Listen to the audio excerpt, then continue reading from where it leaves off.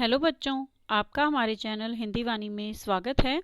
आज हम पढ़ेंगे कक्षा 10वीं की पाठ्य पुस्तक क्षितिज के 11वें पाठ के बहुविकल्पीय प्रश्नोत्तर। पाठ का नाम है बाल गोविंद भगत और इस पाठ के लेखक रामवृक्ष बेनीपुरी जी हैं। पहला प्रश्न है, बाल गोविंद भगत शीर्षक पाठ साहित्य की किस विद्या के अंतर्गत आता है? उत्तर है रेखा चित्र। इस पाठ की विद्या रेखा चित्र है। प्रश्न 2, बाल गोविंद भगत शीर्षक पाठ के लेखक का क्या नाम है? उत्तर है रामवृक्ष बेनीपुरी। प्रश्न 3, बाल गोविंद भगत की आयु कितनी थी? सही उत्तर है 60 वर्ष से अधिक। प्रश्न 4, बाल गोविंद भगत की टोपी कैसी थी? उत्तर है कबीर पंथियों जैसी। प्रश्न, बाल गोविंद भगत किसके आदर्शों पर चलते थे? सही उत्तर है कबीरदास। प्रश्न, बाल गोविंद भगत कैसे कद के व्यक्ति थे? सही उत्तर है मंझोले। उनका कद मध्यम था, ना अधिक लंबा और ना अधिक छोटा। अगला प्रश्न, बाल गोविंद भगत अपनी फसल को पहले कहाँ ले जाते थे? सही उत्तर है कबीरपंथी मठ में। प्रश्न, लेखक बाल गोविंद भगत की किस विशेषता पर अत्यधिक मुग्ध था? सही उत्तर है मधुर गान पर। प्रश्न, लेखक ने रोपनी किसे कहा है? उत्तर है धान की रोपाई को रोपनी कहा गया है। प्रश्न, बाल गोविंद भगत खेत में क्या करते हैं? उत्तर है धान के पौधे लगाते हैं। प्रश्न, बाल गोविंद भगत का रंग कैसा था? उत्तर है गोरा चिट्टा। प्रश्न, बाल गोविंद भगत के गीतों में कौन सा भाव व्यक्त होता था? उत्तर है ईश्वर भक्ति का भाव। प्रश्न, तेरी गठरी में लागा चोर मुसाफिर जाग जरा। इस पंक्ति में मुसाफिर किसे कहा गया है? उत्तर है मनुष्य को। प्रश्न, कार्तिक मास आने पर बाल गोविंद भगत क्या करने लगते थे? उत्तर है प्रभात फेरी शुरू करने लगते। प्रश्न, लेखक ने लोही किसे कहा है? उत्तर है प्रातःकाल की लालिमा को। सुबह के समय सूरज की रोशनी हमें लाल रंग की लगती है, उसे ही लोही कहा गया है। प्रश्न, बाल गोविंद भगत के संगीत को लेखक ने क्या कहा है? उत्तर है बाल गोविंद भगत के संगीत को लेखक ने जादू कहा है। प्रश्न, बाल गोविंद भगत आत्मा और परमात्मा के बीच कैसा संबंध मानते थे? कौन सा संबंध मानते थे? उत्तर है प्रेमी प्रेमिका का संबंध। प्रश्न, बेटे की मृत्यु के पश्चात बाल गोविंद भगत की आखिरी दलील क्या थी? सही उत्तर है पतोहू का पुनर्विवाह करवाना। प्रश्न, बाल गोविंद भगत की मृत्यु का क्या कारण था? उत्तर है बीमारी। प्रश्न, बाल गोविंद भगत की प्रभातियां कब तक चलती थी? उत्तर है फागुन मास तक उनकी प्रभात फेरियां चलती थी। प्रश्न, बाल गोविंद भगत ने पुत्र की मृत्यु के उपरांत पतोहू को रोने के बदले क्या करने को कहा? उत्तर है उत्सव मनाने को कहा।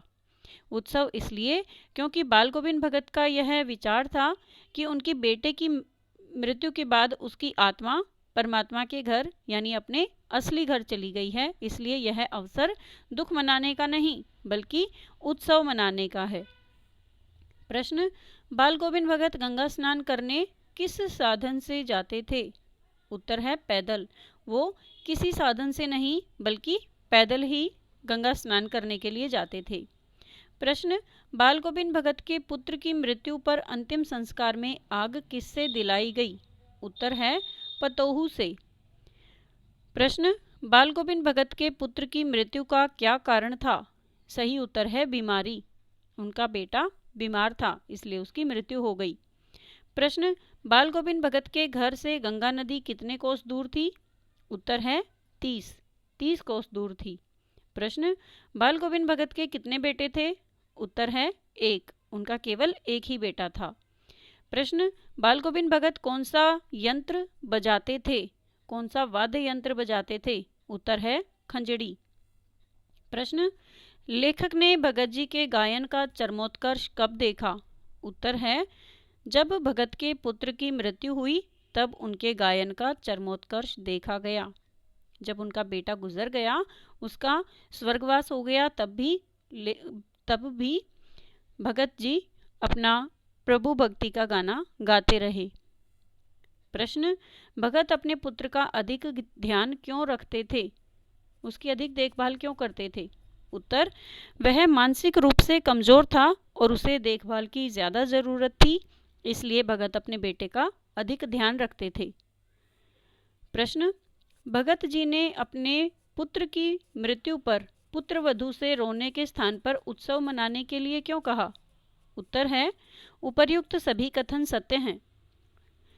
आत्मा का परमात्मा से मेल हो गया था।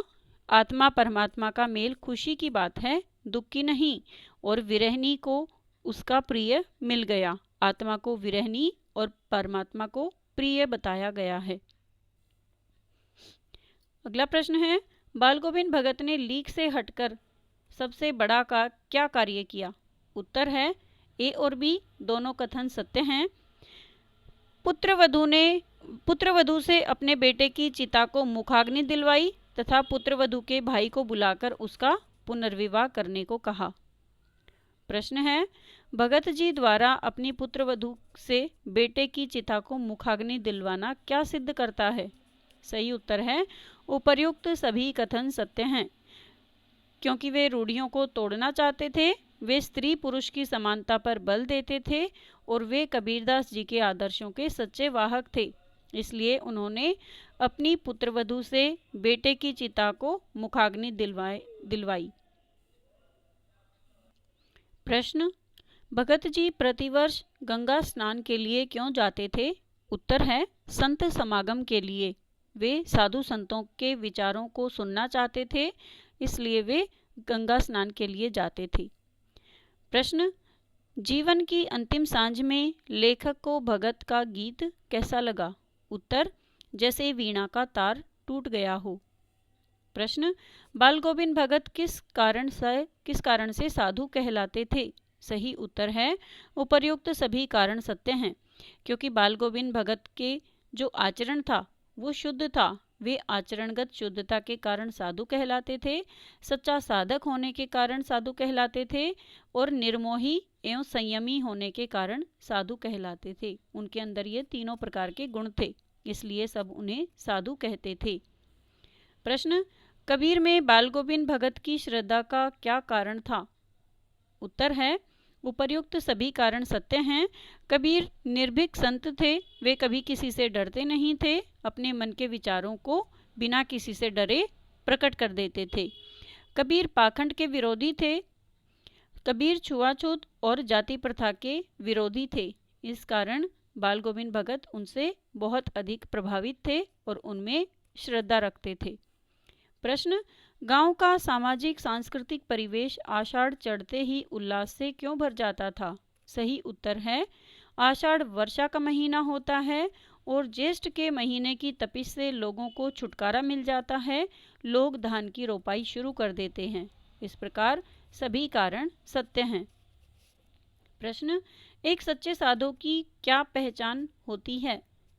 उत्तर है, उसके विचारों से। सच्चे साधु की पहचान उसके विचारों से होती है, ना कि उसके पहनावे और बाहरी व्यक्तित्व से।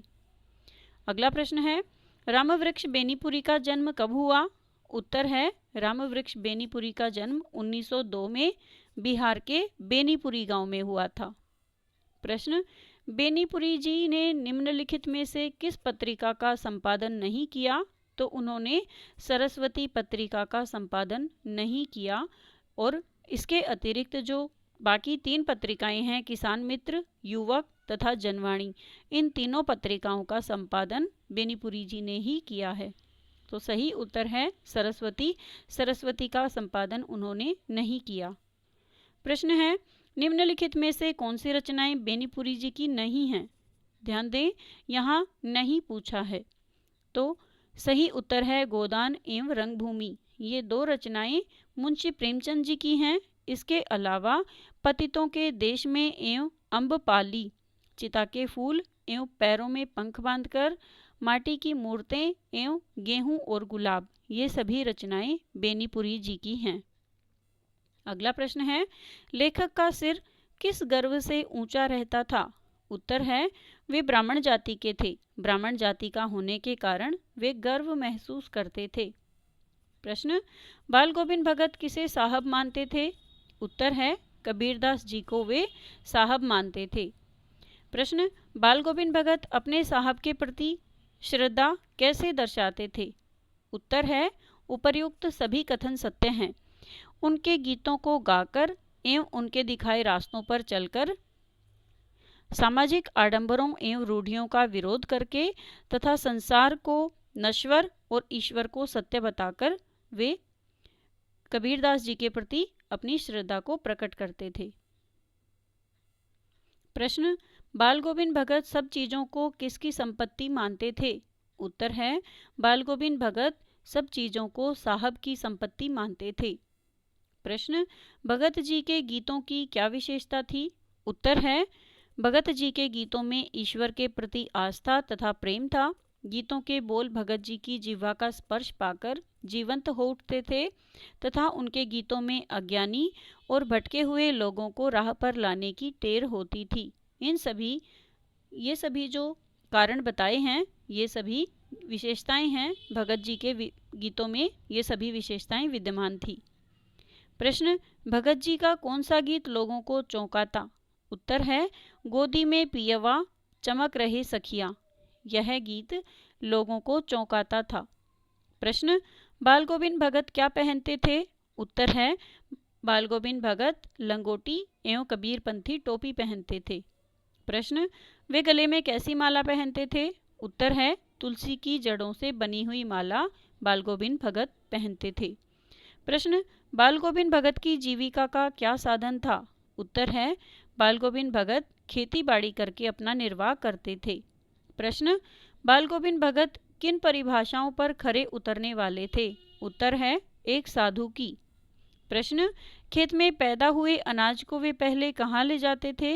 उत्तर कबीरपंथी मठ में, और उसके बाद वहाँ से जो भी प्रसाद के रूप में उन्हें मिलता उसे वे अपने घर ले जाते थे तथा उसी से अपना गुजारा करते थे। प्रश्न, साधु शब्द का उचित विलोम शब्द होगा असाधु। साधु का विलोम शब्द है असाधु। प्रश्न, बेटे के मरने पर बाल गोविंद भगत क्या कर रहे थे? उत्तर है वे गीत गा रहे थे तथा वे अपने पुत्र वधू को समझा रहे थे। ए और बी दोनों सत्य हैं। प्रश्न, बाल गोविंद भगत का व्यवहार कैसा था? उत्तर है वे दो टूक बात कहते थे। जो बात जैसी होती थी उसे वैसे ही कहते थे।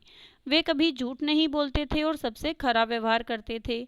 वे खामखा किसी से झगड़ा मोल नहीं लेते थे और वे किसी की भी वस्तु को बिना सहमति के, बिना इजाजत लिए प्रयोग में नहीं लाते थे। प्रश्न, भगत को दुनियादारी से निवृत्त किसने किया? उत्तर है उसकी बहू ने। प्रश्न, तल्लीनता शब्द में मूल शब्द उपसर्ग व प्रत्यय अलग करने पर सही विकल्प होगा तत् जमा लीन जमा ता। तत् उपसर्ग है, लीन मूल शब्द है और ता प्रत्यय है। प्रश्न, आषाढ़ में किसान क्या कार्य करते हैं? उत्तर है वे हल चलाते हैं और धान की रोपाई करते हैं। प्रश्न, आषाढ़ के महीने में मौसम कैसा हो जाता है? उत्तर है उल्लास भरा, क्योंकि वर्षा होने लगती है और पुरवाई चलने लगती है।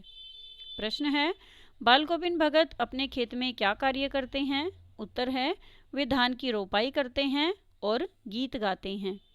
प्रश्न, बाल गोविंद भगत गीत गाने में किस प्रकार मग्न होते हैं? उत्तर है वे पूरी लय के साथ गाते हुए मस्त हो जाते हैं। वे पूरे संगीत साधक लगते हैं और उनका गायन स्वर्गिक आनंद देता है। प्रश्न, बाल गोविंद भगत के गायन का अन्य लोगों पर क्या असर पड़ता है? उत्तर है वे गुनगुनाने लगते हैं, हलवाहों के पैर ताल के साथ उठने लगते हैं और रोपनी करने वालों की उंगलियां एक अजीब क्रम से चलने लगती हैं। प्रश्न, बाल गोविंद भगत ने पतोहू से ही पुत्र की चिता को आग क्यों दिलवाई? उत्तर है क्योंकि वे कबीर के सिद्धांतों को मानने वाले थे और वे रूढ़ियों को तोड़ना चाहते थे।